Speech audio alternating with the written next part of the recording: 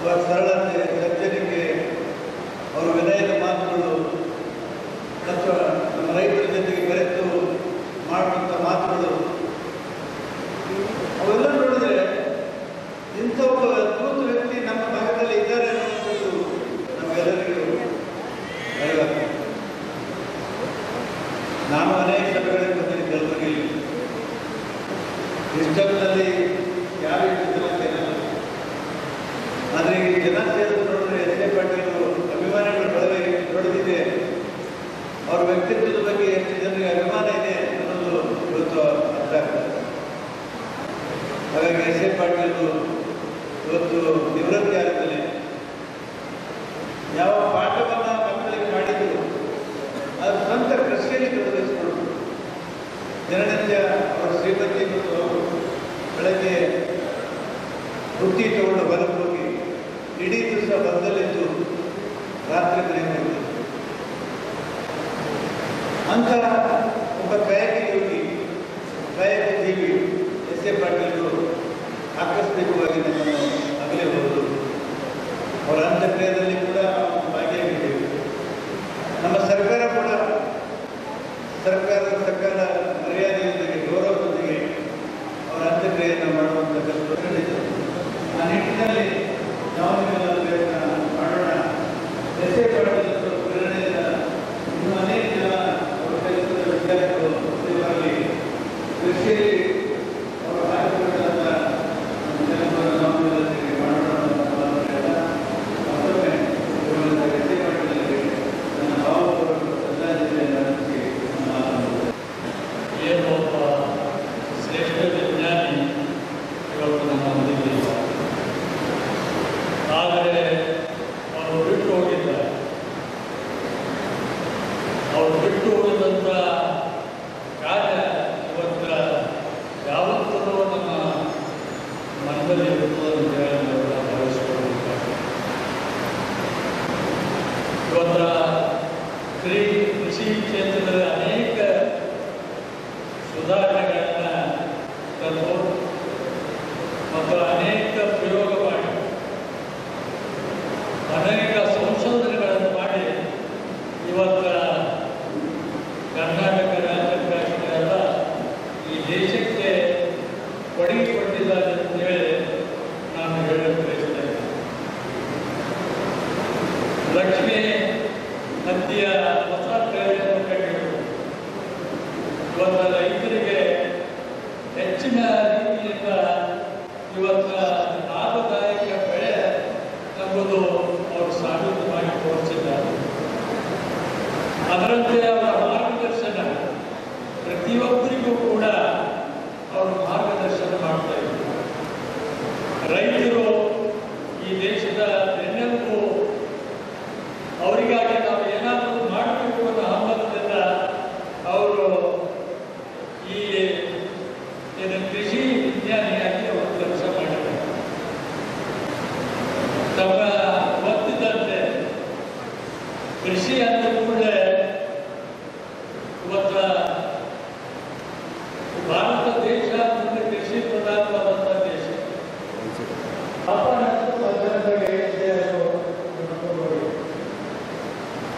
ಆದರೆ S A Patil ಅವರು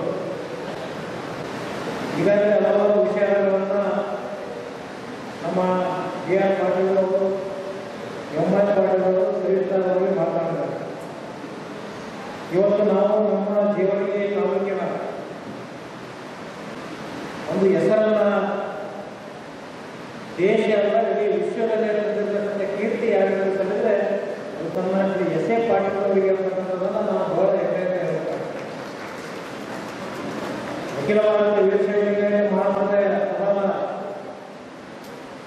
ಜೊತೆಗೆ ಏನು ಈ ದೇಶದ ಬೆನ್ನೆಲುಬು ರೈತ, ದೇಶದ ಬೆನ್ನೆಲುಬು ರೈತ ಅನ್ನತಕ್ಕಂಥ ರೈತರ ಬಗ್ಗೆ ವಿಶೇಷ ಕಾಳಜಿಯನ್ನು ವಹಿಸಿ ಹಲವಾರು ಬಿತ್ತತಕ್ಕ ಬೀಜಗಳನ್ನು ಯಾವ ರೀತಿ ನಾವು ಬಿತ್ತನೆ ಮಾಡಬೇಕು, ಯಾವ ಬೆಳೆಗಳನ್ನು ನಾವು ಮಾಡಿದರೆ ಅದರ ಬೆಲೆಯನ್ನು ಬರ್ತಕ್ಕಂಥ ರೈತರ ಕಷ್ಟದಲ್ಲಿದ್ದಂಥವರಿಗೆ ಯಾವ ರೀತಿ ಮಾರ್ಗದರ್ಶನ ಮಾಡಿರ್ತಕ್ಕಂಥವ್ರು ಈ ರಾಜ್ಯದಲ್ಲಿ, ದೇಶದಲ್ಲಿ ಮೊಟ್ಟ ಮೊದಲನೇ ವ್ಯಕ್ತಿ ಶಕ್ತಿ ಅವರು ನಮ್ಮ ತಾಲೂಕಿನ ಕೀರ್ತಿಗೆ ಪಾತ್ರವಾದಂಥ ಎಸ್ ಎ ಪಾಟೀಲ್ ಅವರ ಮಾತನ್ನು ಈ ಸಂದರ್ಭದಲ್ಲಿ ಬಹಳ ನಾನು ಹೇಳ್ತೇನೆ. ಕೃಷಿ ಕ್ಷೇತ್ರದಲ್ಲಿ ಹಲವಾರು ಜನ ಸೇವೆಯನ್ನು ಮಾಡಿದರು. ಇವತ್ತು ಹಿಂದೆ ಹಲವಾರು ಕೃಷಿ ಕ್ಷೇತ್ರ ಸಂಬಂಧಪಟ್ಟಂತೆ ನಮ್ಮ ಹಿಂದಿನ ರಾಜ್ಯಸಭಾ ಸದಸ್ಯರಾದ ಬಸವರಾಜ ಶ್ರೀರಾಮರಾಗಿ ಯಾವ ಕನ್ನೆಯ ಪರಮ ಪೂಜ್ಯರು ಕೂಡ ಕೃಷಿ ಕ್ಷೇತ್ರಕ್ಕೆ ಹೆಚ್ಚಿನ ಒತ್ತನ್ನು ಕೊಡುವ ಜೊತೆಗೆ ನಮ್ಮ ಎಸ್ ಎ ಪಾಟೀಲ್ ಅವರು ಹಲವಾರು ನಮ್ಮ ಕೃಷಿ ಕ್ಷೇತ್ರದಲ್ಲಿ ನಾನು ಸೂಪರವರಿಗೆ ನಮ್ಮ ಕೇಳ್ತೇನೆ ಕೃಷಿ ಇಲಾಖೆ ಅಧಿಕಾರಿಗಳಿಗೆ ಇಡೀ ನಮ್ಮ ಧಾರವಾಡ ವಿಶ್ವವಿದ್ಯಾಲಯ ಆಗಿರ್ಬೋದು, ನಮ್ಮ ಏನು ಭೀಮರಾಯರಲ್ಲಿರ್ತಕ್ಕಂಥ ಕೃಷಿ ಮಹಾವಿದ್ಯಾಲಯ ಇದೆ, ಅದನ್ನು ಬೆಳೆಸಿದಂಥ ಕೀರ್ತಿ ಇವರು ಎಸ್ ಎ ಪಾಟೀಲ್ ಇರ್ತದೆ. ಅದಕ್ಕೆ ನಮ್ಮ ರಾಜ್ಯ ಸರ್ಕಾರದ ಪ್ರತಿನಿಧಿಗಳು ವಿಶೇಷವಾಗಿ ಎಸ್ ಎ ಪಾಟೀಲ್ ನಮ್ಮ ಬಿ ಆರ್ ಪಾಟೀಲ್ ಅವರು ಸಿದ್ದರಾಮಯ್ಯ ಜೊತೆ ಒಳನಾಡಿಗಳ ಬಿ ಆರ್ ಪಾಟೀಲ್ ಅವರು ಸಿದ್ದರಾಮಯ್ಯ ಅವರ ಜೊತೆ ಒಳನಾಡ ಇದ್ದಂಥವರು ಅಧಿಕಾರದಲ್ಲಿ 3 ಜನ ಶಾಸಕರಿದ್ದೇವೆ.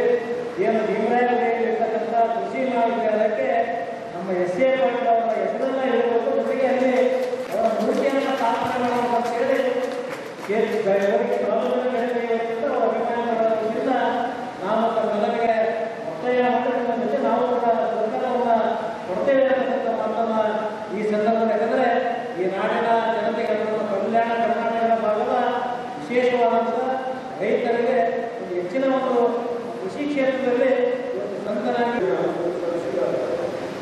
ಕೃಷಿ ವಿಜ್ಞಾನಿಗಳಲ್ಲಿ ಕೃಷಿ ವಿದ್ಯಾರ್ಥಿಗಳಲ್ಲಿ ಅವರು ಹೆಸರಿದೆ.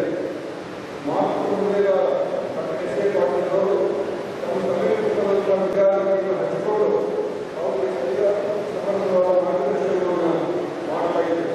ಹಾಗಾಗಿ ಇವತ್ತು ಕೃಷಿ ವಿದ್ಯಾರ್ಥಿಗಳು ಎಸ್ ಎ ಪಾಟೀಲ್ ಅವರನ್ನು ಸ್ಮರಿಸುತ್ತಾರೆ. ನಮ್ಮ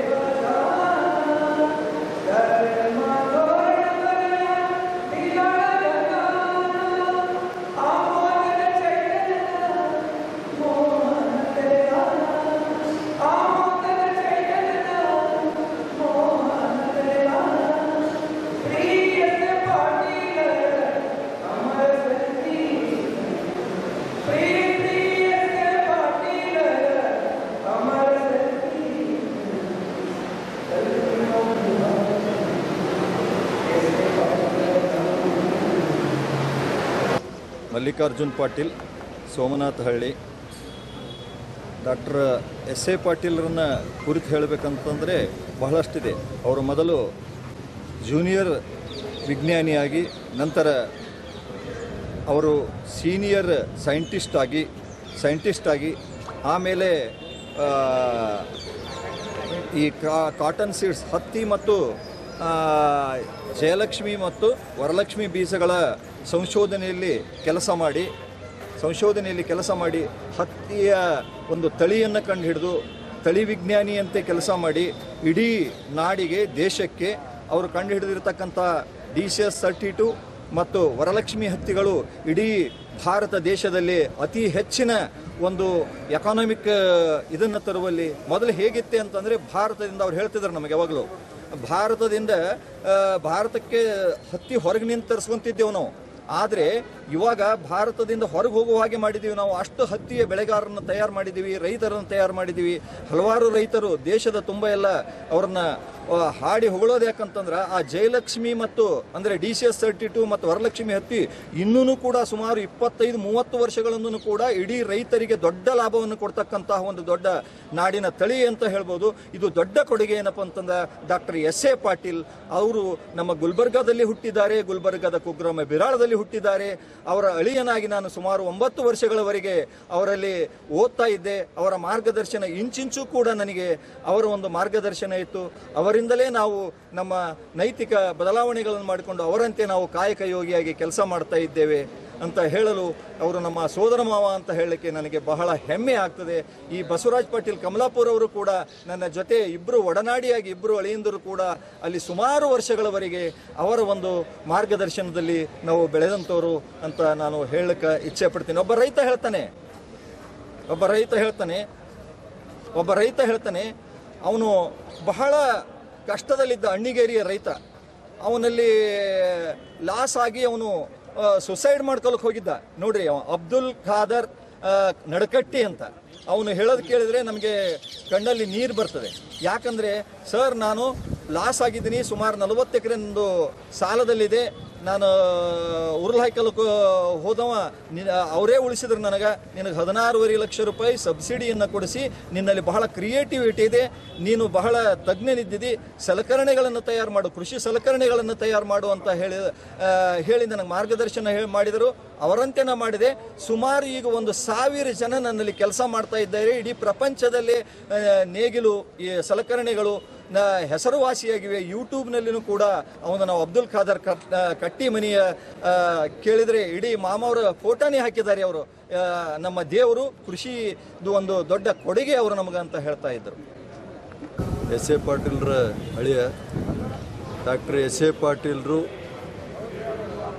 ಕೃಷಿ ಸಂತ ಅಂತ ಹೇಳಿಕೆಸಿಂದ ಇವತ್ತು ಅವರ ಅಭಿಮಾನಿಗಳು ಕರೆದಿದ್ದು ಕೇಳಿ ನಾವು ಮನೆಯವರಾಗಿ ನಮಗೆಷ್ಟು ಇವತ್ತು ರೈತರ ಬಗ್ಗೆ ಹೇಳಿದ್ರು ಕೂಡ ಕಡಿಮೆ ಅಂತ ಅನ್ನಿಸ್ತದೆ. ಯಾಕಂತಂದರೆ ಒಬ್ಬ ವಿಜ್ಞಾನಿಗೆ ಕೃಷಿ ಸಂತ ಅಂತ ಹೇಳಿಕೆಸಿಂದ ಅವ್ರು ಏನು ಹೇಳಿದ್ದಾರೆ, ಇದಕ್ಕಿಂತ ದೊಡ್ಡ ಮಾತು ಯಾವುದೂ ಇರಲಿಕ್ಕಿಲ್ಲ ಅಂತ ಅನ್ನಿಸ್ತದೆ. ಯಾಕಂದ್ರೆ ಸುಮಾರು ವರ್ಷ ನಾವು ಬೆಳೆದಿದ್ದೆ ಅವ್ರ ಹತ್ರ, ನಾನು ಮತ್ತು ನಮ್ಮ ಮಲ್ಲಿಕಾರ್ಜುನ್ ಪಾಟೀಲ್ ನಮ್ಮ ಅಣ್ಣವರು.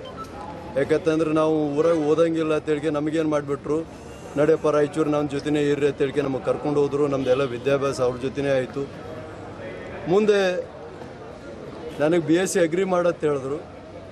ಇಲ್ಲ ಮತ್ತೇನ್ರಿ ಅದೇ ಮತ್ತು ಮನೆಯಾಗೂ ಅದೇ ಒಕ್ಕಲ್ತನ, ನಿಮ್ಮಲ್ಲೂ ಅದೇ ಒಕ್ಕಲ್ತನ, ನಮ್ಮ ಒಕ್ಕಲ್ತನ ಬ್ಯಾಡ್ರಿ, ನಾವು ಏನರ ಬೇರೆ ಮಾಡ್ತೀವತ್ತಂದಾಗ ಏನಾದರೂ ಮಾಡಿರಿ, ಒಕ್ಕಲಿಗರಿಗೆ ಅನುಕೂಲ ಆಗೋಂಥದ್ದು ಯಾವುದೇ ಕೆಲಸ ಮಾಡಿದ್ರು ನಮ್ಗೆ ಸಂತೋಷದ ಅಂತ ಹೇಳಿ ನಮಗೆ ಅವ್ರು ಪ್ರತಿಯೊಂದು ವಿಷಯದಾಗೂ ಅವರ ಒಂದು ಮಾರ್ಗದರ್ಶನದಾಗ ಇವತ್ತು ನಾವು ಬೆಳ್ಕೊಂಡು ಬಂದೀವಿ. ಈಗ ನಾನು ಕೂಡ ನಂದು, ಯಾಕಂದ್ರೆ ಅವರ ಒಂದು ಮಾರ್ಗದರ್ಶನದಲ್ಲಿ ಒಕ್ಕಲ್ತನ ಮಾಡಿ ಅದ್ರ ಜೊತೆಗೆ ಇವತ್ತು ರೈತರಿಗೆ ಅನುಕೂಲ ಆಗೋಂಥ ಒಂದು ಡ್ರಿಪ್ ಮತ್ತು ಸ್ಪ್ರಿಂಕ್ಲರ್ ಇರಿಗೇಷನ್ ಮ್ಯಾನುಫ್ಯಾಕ್ಚರಿಂಗ್ ಕೂಡ ನಾವು ಸ್ಟಾರ್ಟ್ ಮಾಡಿದ್ದೀವಿ.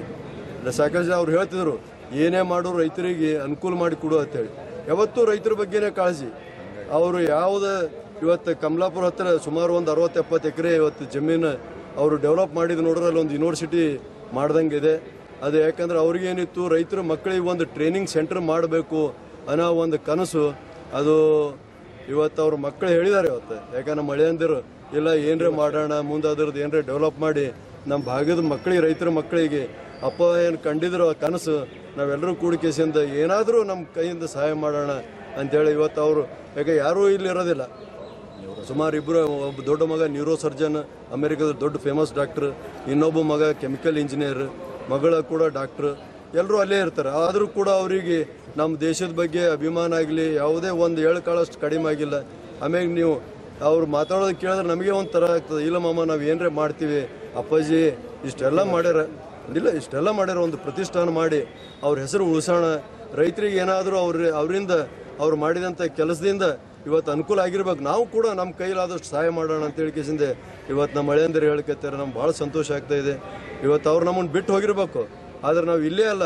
ಇವತ್ತು ನಮಗೆ ಹೇಳಿದ್ರು ಧಾರವಾಡ ಮತ್ತು ರಾಯಚೂರು ಬೇರೆ ಬೇರೆ ಕಡೆಯಿಂದ ಎಲ್ಲ ಆಫೀಸರ್ಸ್ ಬಂದರು, ಇಲ್ಲ ಸರ್ ನಮ್ಮಲ್ಲಿ ನಾವು ದೊಡ್ಡ ಪ್ರಮಾಣ ಮಾಡ್ಲಿಕ್ಕತ್ತೀವಿ, ನೀವೆಲ್ಲೋ ಬರ್ರಿ ಅಂತೇಳಿ. ಪ್ರತಿಯೊಂದು ಕಡೆ ಇವತ್ತು ನಾವು ಕರ್ನಾಟಕ ಸ್ಟೇಟ್ನಾಗ ಎಲ್ಲೇ ಹೋದ್ರು ಕೂಡ ಯಾರ್ರೀ ನೀವು ಅಂತ ನಮಗೆ ನಾವೇ ಇಂಟ್ರೊಡ್ಯೂಸ್ ಮಾಡ್ಕೋತೀವಿ, ನಾ ಎಸ್ ಎ ಪಾಟೀಲ್ ರೆಳೆಯರಿ ಅಂತಂದೆ, ಸರ್ ಬರ್ರಿ ಕೊಡ್ರಿ. ಯಾರಿಗೆ ಪ್ರತಿಯೊಬ್ಬರಿಗೂ ಇವತ್ತು ರೈತರಿಗೆ ಅಂತಲ್ಲ ಎಲ್ರಿಗೂ ಅವ್ರ ಕೈಲಾದ ಸಹಾಯ ಮಾಡಿದ್ದಾರೆ. ಅದು ನಮ್ಗೆ ಕಂಡು ಬರ್ತದೆ. ಯಾಕಂದ್ರೆ ಕೆಲವು ಜನ ಇವತ್ತು ಹೆಂಗಿರ್ತಾರೆ ಅಂತಂದ್ರೆ, ಸರ್ ಅವರು ಅಮೆರಿಕದಾಗ ಇದ್ದಾರಲ್ಲ, ಅವ್ರಲ್ಲಿ ಬಂದಿದ್ದಾರೆ ಸರ್? ಬಂದಿದ್ದಾರೆ ಅವರು 8 ಜನ. ಅವರು ಹಾಕ್ತಂತ ದಾರಿಯಲ್ಲಿ ಅವ್ರು ನಡೀತಾ ಇದ್ದಾರೆ. 100% ಸರ್. ಈಗ ಅವರು ಪ್ರತಿ ವರ್ಷ ಇಲ್ಲಿ ಬಂದು ಏನಾದರೂ ಒಂದು ಅವ್ರದ್ದು foundation, S A Patil foundation ಅಂತ ಮಾಡಿ ರೈತರಿಗೆ ಅನುಕೂಲ ಆಗೋಂಥದ್ದು. ಆಮೇಲೆ ಹಳ್ಳಿ ನಮ್ಮ ಬಿರಾಳ ಅವ್ರ ಊರಲ್ಲಿ ಏನಾದರೂ ಒಂದು ಮಾಡಬೇಕು, ಅದ್ರ ಜೊತೆಗೆ ಮತ್ತು ಬೇರೆ ಯೂನಿವರ್ಸಿಟಿ ಕೂಡ ಅವ್ರು ಏನಾದರೂ ಒಂದು ದೊಡ್ಡ ಲೈಬ್ರರಿ, ಯಾಕೆ ಅವ್ರು ಬರೆದಂಥ ಬುಕ್ಸು, ಅವರಲ್ಲಿ ಇರೋಂಥ ಬುಕ್ಸ್ ಸುಮಾರು ನಾವು ನೋಡಿದ್ವಿ, ಏನಿಲ್ಲ ಅಂದರೂ ಒಂದು 50,000 ಒಂದು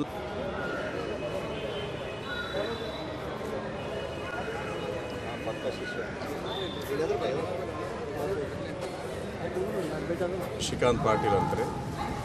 ನಾನು ಎಸ್ ಎ ಪಾಟೀಲ್ ಅವ್ರ ಮಗ. ಎಸ್ ಎ ಪಾಟೀಲ್ ಅವರು ನಿಮ್ಗೆ ಗೊತ್ತಿದ್ದಂಗೆ ವೈಸ್ ಚಾನ್ಸಲರ್ ಆಗಿದ್ದರು ಧಾರವಾಡ ಅಗ್ರಿಕಲ್ಚರ್ ಯೂನಿವರ್ಸಿಟಿದು ರಿಟರ್ನ್. ಅದಾದಮೇಲೆ ನ್ಯೂ ಡೆಲ್ಲಿದು IRI Indian agriculture research institute director ಆಗಿದ್ದರು. ನನಗೀಗ ಒಬ್ಬರು ತಮ್ಮ, 2 ತಂಗಿದಾರಿದ್ದಾರೆ. ನಾವು ಇಲ್ಲೇ ಗುಲ್ಬರ್ಗ ಜಿಲ್ಲೆಯ ಜೇವರ್ಗಿ ತಾಲೂಕು ಬಿರಾಳ ಗ್ರಾಮದವರು. ಈಗ ನಾನು, ನನ್ನ ತಮ್ಮ, ನಮ್ಮ ತಂಗಿ 3 ಮಂದಿ ಅಮೇರಿಕಾದಲ್ಲಿರ್ತೀವಿ. ನಾನು ನ್ಯೂರೋ ಸರ್ಜನ್ ಇದ್ದೀನಲ್ಲಿ.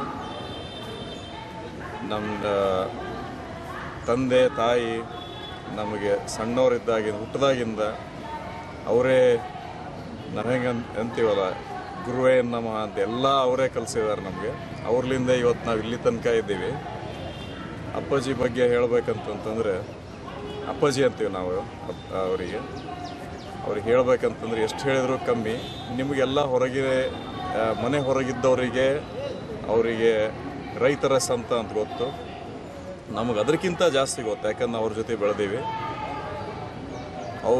ನಾವು ನ್ಯೂರೋ ಸರ್ಜನ್ನು, ನನ್ನ ತಂಗಿ ಏನು ಡಾಕ್ಟರ್ ಇದ್ದಾಳೆ ಅಮೇರಿಕಾನಲ್ಲಿ, ನನ್ನ ತಮ್ಮನೂ ಇಂಜಿನಿಯರ್, ಎಲ್ಲರೂ ಪ್ರೊಫೆಷನಲ್ಸ್ ಇದ್ದೀವಿ. ಅಪ್ಪಾಜಿ ರಿಟೈರ್ ಆದಮೇಲೂ ನಾವು ಅವರಿಗೆ ಆರಾಮಿರ್ರಿ ಮನೆಯಲ್ಲಿ ಅಂತ ಹೇಳಿದ್ರು ಅವ್ರು ರೈತರ ಜೊತೆನೇ ಇರಬೇಕು. ರೈತರಿಗೆ ಎಷ್ಟು ಉಪಯೋಗ ಆಗಬೇಕು ಅಂತಂತಂದರೆ, ರೈತರದು ಅವ್ರ ಎಕಾನಮಿ ಡಾಕ್ಟ್ರು ಇಂಜಿನಿಯರ್ಗಳಂಗೆ ಇಂಪ್ರೂವ್ ಆಗಬೇಕು ಎವ್ರಿ ಡೇ ಅಂತ ಪ್ರತಿಯೊಂದು ದಿವಸ ಅವರೇ ಎಕ್ಸ್ಪೆರಿಮೆಂಟ್ ಮಾಡಲಿಕ್ಕೆ ಹೊಲ ತೊಗೊಂಡು ಅವರೇ ಎವ್ರಿ ಡೇ ಹೋಗಿ ದಿವಸ ಹೋಗಿ ಅಲ್ಲಿಗೆ ಬಿಸಿಲಲ್ಲಿ 40 ಡಿಗ್ರಿ ಬಿಸಿಲು 45 ಡಿಗ್ರಿ ಬಿಸಿಲಲ್ಲಿ ಗುಲ್ಬರ್ಗ ಬಿಸಿಲಲ್ಲಿ ನಿಂತು 75 ವರ್ಷ ಆದ್ರೂ ಎಲ್ಲರಿಗೆ ತೋರಿಸ್ಬೇಕಂತ ಮಾಡ್ತಿದ್ರು. ಅದು ಏನಂತಂತಂದರೆ ನಮಗೆ ಅದು ಹಾರ್ಡ್ ವರ್ಕ್ ಅಂತೀವಲ್ಲ, ಅದು ಎಕ್ಸಾಕ್ಟ್ ಇದು ಹಾರ್ಡ್ ವರ್ಕು. ಅವರು ಕೊನೆ ಉಸಿರುವರೆಗೂ ಅವ್ರು ರೈತರ ಸಲುವಾಗಿ ಹೋರಾಡಿದ್ರು.